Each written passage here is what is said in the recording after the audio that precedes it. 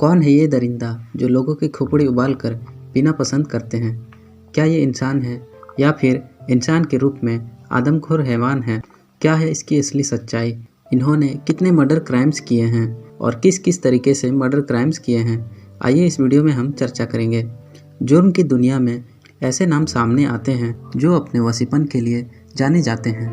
वो दरिंदगी को सारे हदें पार कर कुछ इस तरह से वारदातों को अंजाम देता है कि जो भी देखे या सुने उसका दिल खौफ से भर जाता था।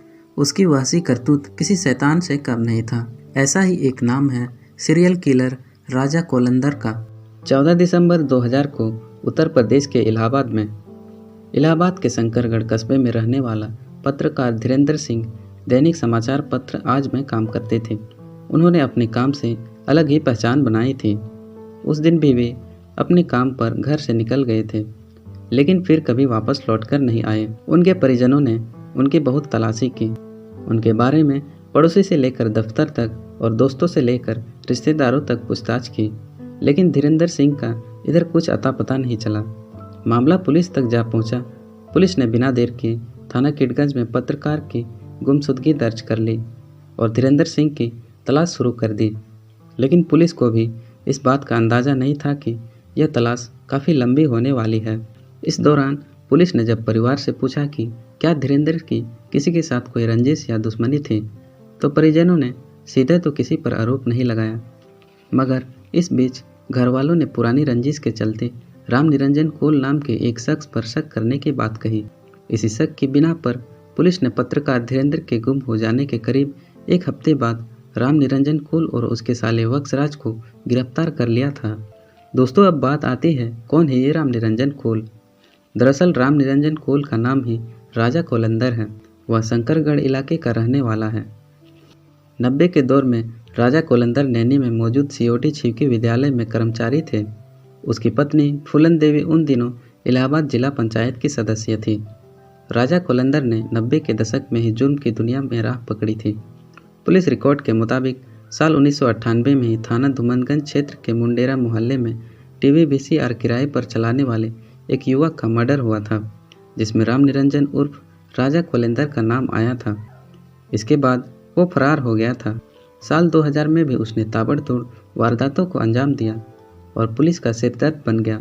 अपनी काली करतूतों से उसने इलाके में दहशत पैदा कर दी। अब बात आती है, राजा कोलंदर का नाम राजा कोलंदर क्यों रखा गया? जुर्म की दुनिया में राम निरंजन कोल का नाम बड़ा होता जा रहा था। वह आदिवासी कोल समाज से आता है, लिहाजा उसका रोब और दहशत देखकर उसकी जाति बिरादरी के लोग उसे कोल जाति का राजा मानने लगे थे। तभी उसका नाम राम निरंजन कोल के बजाय राजा कोलंदर हो गया। पुलिस की फाइल हो या आम लोग, सभी उसे राजा कोलंदर के नाम से जानने लगे थे। धीरे धीरे उसका यही नाम जुर्म की दुनिया में भी आम हो गया। कम ही लोग उसके असली नाम से वाकिफ थे। अब बात आती है, धीरेंद्र सिंह की हत्या का राज कैसे खुला, यानी वो पत्रकार जो गुम हो गया था उसका राज कैसे खुलता है। पत्रकार धीरेंद्र को गुमशुदा हुए करीब 8 दिन बीत चुके थे। उसके परिवार वाले पुलिस के सामने किसी अनहोनी की आशंका पहले ही जता चुके थे। अब राजा कोलंदर पुलिस की गिरफ्त में था। पुलिस ने उससे पूछताछ शुरू की। पहले वह पुलिस को बरगलाता रहा, लेकिन बाद में उसने पुलिस के सामने जो कहानी बयां की उसे सुनकर पुलिस वाले भी खौफ ज़्यादा हो गए। हकीकत ये थी कि 14 दिसंबर 2000 को ही पत्रकार धीरेंद्र सिंह का कत्ल हो चुका था, यानी वह जिस दिन गायब हुए थे। दोस्तों, अब क्या कारण थी धीरेंद्र सिंह के कत्ल की वजह? अब पुलिस के सामने वो राज खुलने जा रहे थे जिसकी किसी ने कल्पना भी नहीं की थी। राम निरंजन कोल उर्फ राजा कोलंदर के बयान दर्ज किए जा रहे थे। वो बोलता जा रहा था, पुलिस वाले खामोशी से सुनते जा रहे थे। इस कत्ल की पटकथा 1998 में ही लिखी गई थी, जब एक मामले में पत्रकार धीरेंद्र सिंह के भाई ने राजा कोलंदर को नामजद करते हुए FIR दर्ज किया था। तभी से राजा कोलंदर धीरेंद्र सिंह के परिवार से दुश्मनी रखने लगा था। उसे पता था कि पत्रकार होने के नाते धीरेंद्र की पुलिस में अच्छी खासी इज्जत थी। उसके खिलाफ दर्ज हुए मामले में भी उसका ही हाथ था, लिहाजा वो उससे रंजिश में बदला लेना चाहता था। कुछ जानकारों के मुताबिक पत्रकार धीरेंद्र सिंह को राजा कोलंदर की कुछ काली करतूतों के बारे में पता चल गया था। इस वजह से भी वह धीरेंद्र सिंह को अपना दुश्मन मानता था। अब बात आती है, धीरेंद्र सिंह का मर्डर कैसे हुआ? राम निरंजन कोल उर्फ राजा कोलंदर ने पुलिस को बताया कि वारदात के दिन उसने पत्रकार धीरेंद्र सिंह को विश्वास में लेकर अपने पिपरी फार्म हाउस पर बुलाया था। जब धीरेंद्र सिंह वहां पहुंचते हैं तो दिन ढल चुका था। सर्दियों का मौसम था। जब धीरेंद्र सिंह अपनी मोटरसाइकिल से वहां पहुंचते हैं तो राजा कोलेंदर और उसका साला वक्सराज वहां अलावा जलाकर वहीं बैठे थे। उन दोनों ने धीरेंद्र सिंह को भी आग के सामने बैठ जाने को कहा। जब धीरेंद्र भी अलावा के पास बैठ गए तो उनकी पीठ पर वक्सराज ने गोली मार दी। मौके पर ही धीरेंद्र सिंह ने दम तोड़ दिया और उनकी वही मौत हो गई। राजा कोलेंदर और उसका साला वक्सराज लाश को ठिकाने लगाने की तैयारी पहले ही कर चुके थे।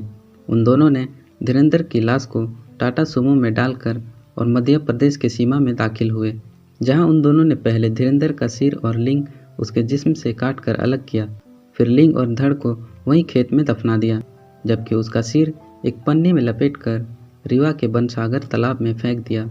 उसके कपड़े उन्होंने एक झाड़ी में फेंक दिए। इसके बाद दोनों वहां से निकलकर वापस फार्म हाउस पर आ गए।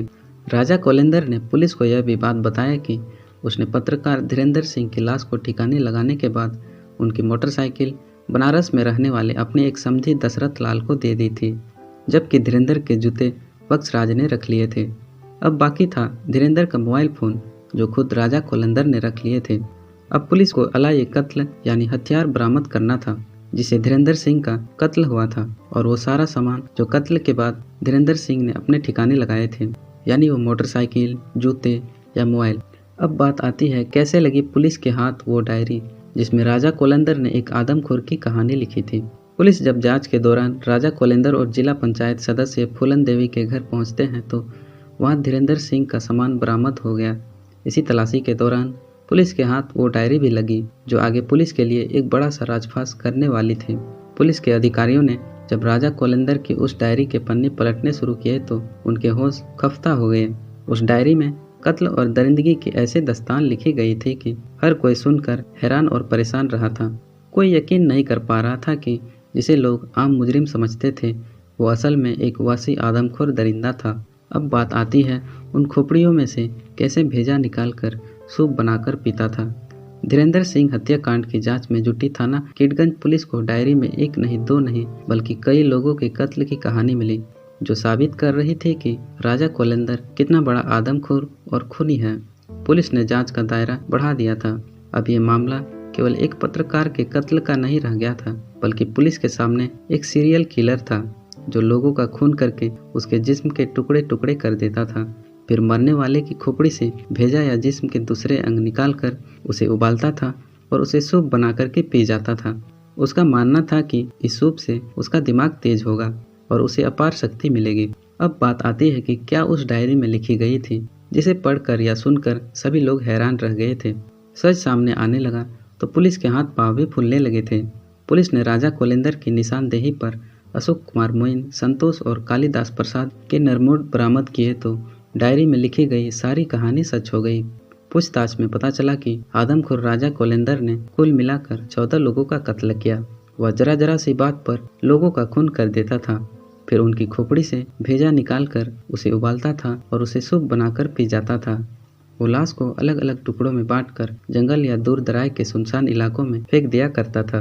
पुलिस उन सभी मामलों की तहकीकात करती रही। अब बात आती है उन्हें किस तरह की सजा सुनाई गई। आदमखोर राजा कोलेंदर अब पुलिस की हिरासत में था।